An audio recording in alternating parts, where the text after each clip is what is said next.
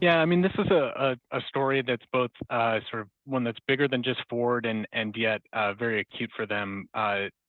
Europe, we've seen just the last few months, sort of one automaker after another do profit warnings, whether you're talking about Volkswagen or Stellantis or BMW, Mercedes. It's really been sort of across the board that a lot of manufacturers are having trouble with the increase in competition at a time when we're not seeing demand growth. And so that leads to some real need to kind of take a look at how many people you're employing, how many plants you've got running, and whether you need to take shifts out or even go so far as to potentially take plants down. Mm-hmm. And so, we've seen Volkswagen, for the first time in its history, actually looking at closing plants in Germany.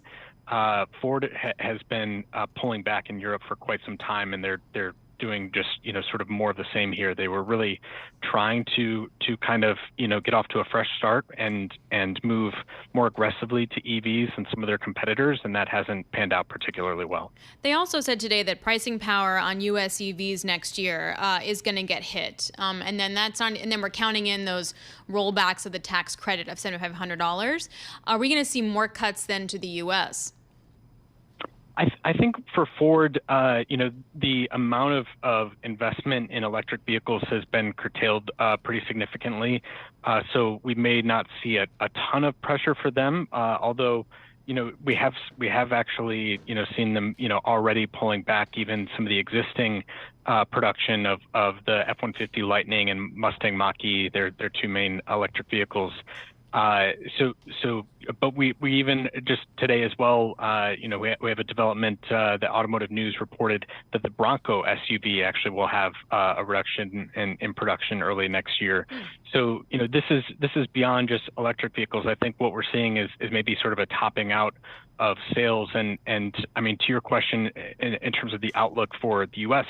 next year, I do think there's some real questions you have to ask yourself about, just how much you can count on electric vehicle demand continuing to grow in the U.S. if Trump follows through with some of the things he was threatening on the campaign trail.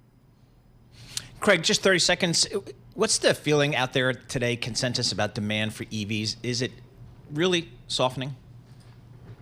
Yeah, I mean, I think here in Europe, we were further along in making this transition, and yet that was in large part due to significant and sustained support from governments. And Mm-hmm. what we've seen is that if that support gets pulled, you see a sort of immediate falling out in terms of demand. And we've seen that in Germany in particular, and that's been very, very troubling.